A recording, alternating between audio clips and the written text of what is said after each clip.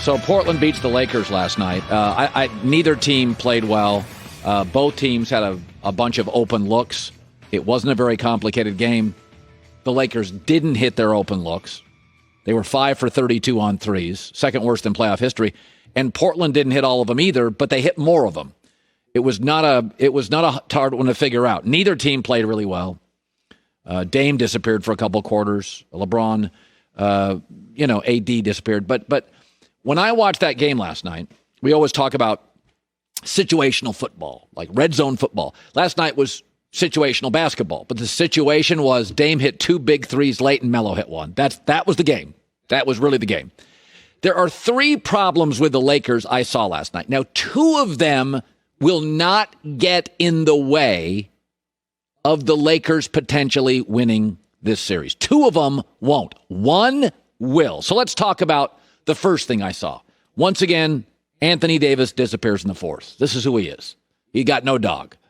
He's great in the first 2-3 quarters, but his fourth quarter last night, minus 11. The graphic for our Fox Sports FS1 audience, he just disappears. Some of it's, I think a lot of it's psychology. Maybe he runs out of gas. But, now, the Lakers can still beat Portland with this because they beat the Clippers twice this year, and AD disappeared in those games. The Lakers were the number 1 seed in the West, and Anthony Davis disappeared in a lot of fourth quarter games this year. So the first problem, and it happened again last night, is not going to get in the way of LA beating Portland in this series. The second problem, Lakers do not have a trustable and dependable third scorer. Again, they ended up number 1 in the West, not having one. Danny Green was awful, minus 20, couldn't hit shots. Kuzma, LeBron didn't trust Kuzma. You can see his body language. Again, this doesn't necessarily mean that the Lakers can't beat Portland. Okay. The third problem, and it's very rare. I see this every few years with LeBron. It's very infrequent, but I've seen it happen before. And this one, if you're a Laker fan, is a problem. It's very subtle. LeBron began overpassing last night. Everybody say, oh, his passing was great. This team does not have a dependable third scorer. LeBron needs to drop 34, not end up with 15 assists. Why is he overpassing? Because of Whiteside. Hassan Whiteside had 5 blocks, played very well. This is what Roy Hibbert did. Remember years ago when LeBron and that Miami team would face Indiana and the games were way closer than they should have been? You're always like, how is D-Wade and LeBron and Bosh struggling with Indiana? Now, they would win the series, but they were difficult because Roy Hibbert would get in LeBron's head and LeBron would start overpassing. This is a LeBron thing, and it doesn't happen very often. But this is why LeBron, when he plays with Kevin Love or Chris Bosh or Anthony Davis, would prefer those guys are out of the lane so that the guy guarding them, the big, doesn't block the rim. It doesn't happen a lot. And everybody last night was doing a victory lap on LeBron's passing. This team is not gifted offensively enough to win with LeBron being the best passer on the floor. They're going to win if he scores in this series because you can't trust Danny Green. You can't trust Kuzma.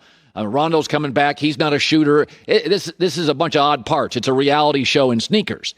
So the first 2 will not get in the way of beating Portland. AD disappears in the fourth. He does all the time. And they don't have a trustable third scorer. They beat Portland earlier this year with those things. But LeBron, and it's subtle, and it doesn't happen very often. But a couple of things have happened throughout LeBron's career multiple times.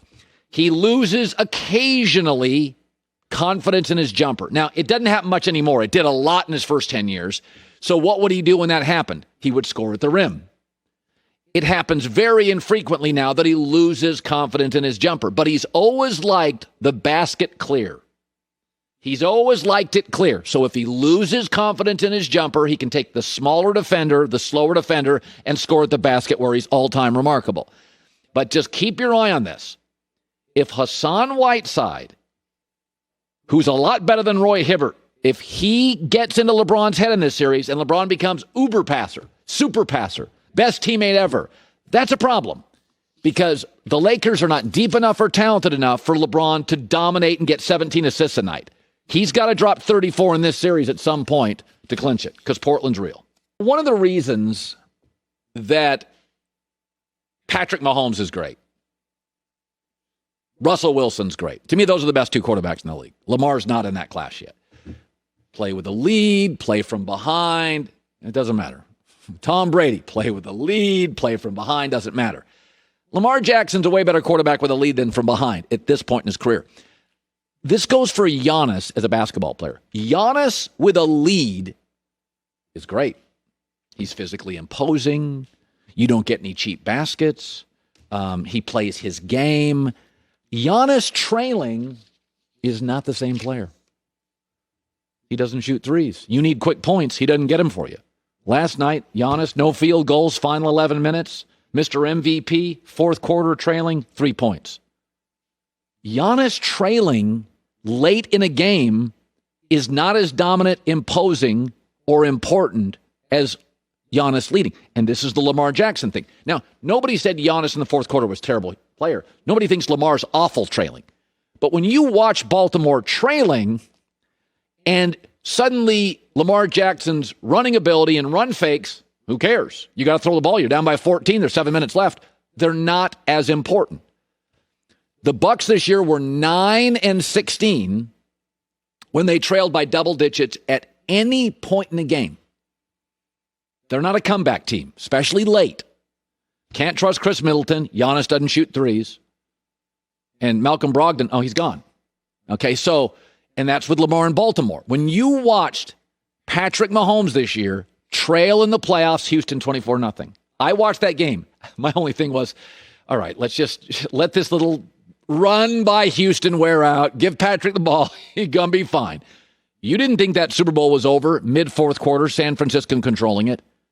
You don't think about lead or trailing with Patrick Mahomes. It's not a thing. You don't think about that. By the way, Dame. Actually, I could make an argument that Patrick Mahomes and Damian Lillard are more dangerous trailing. Because when Dame's trailing, it's like, he'll take any shot. Like even the slight restrictions, Terry Stotts, let's move the ball around. When you're just like, no, Dame hit threes, and he takes the brackets off. Like there's no restrictions. Dame's scarier. Steph Curry is scarier. Patrick Mahomes, he's playing within the guidelines. Now Patrick Mahomes trails 24-0. Andy Reid turns to him. Just go be Magic. Mahomes and Dame are scarier trailing because now they're playing with a focus and intensity, and there are no restrictions. There's no coaching restrictions. Lamar Jackson trailing, his passer rating drops. His completion percentage was almost in the 50s. It's not quite the same. That's why, to me, Russell and Patrick are different level. Lamar may get there this year. But when I'm watching the Bucks trailing last night, and it's funny about this. I for years and years, I said this with Mike Tyson, the fighter. Mike was great when he was landing punches and he was leading a fight.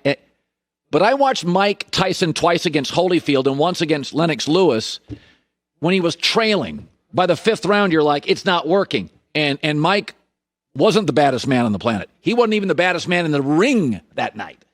Certain fighters, certain football quarterbacks, certain NBA players, they are downhill stars. They get a lead on you and watch out. Then there's Dame. Then there's Mahomes. Then there's Russell Wilson. Then there's Steph Curry. You can argue they're more dangerous trailing. That's not Giannis. And that's what I saw last night. Milwaukee got down. Giannis' shot chart, it's all around the rim, man. Not a lot of stuff in the perimeter. He can occasionally hit a three, but that shot chart is around the rim and above the rim. All right, good stuff. Hi, everybody. Thanks for watching. Subscribe here to get the latest from the show. Also, be sure to check out more of the best clips from The Herd or go watch a few segments from other shows on FS1.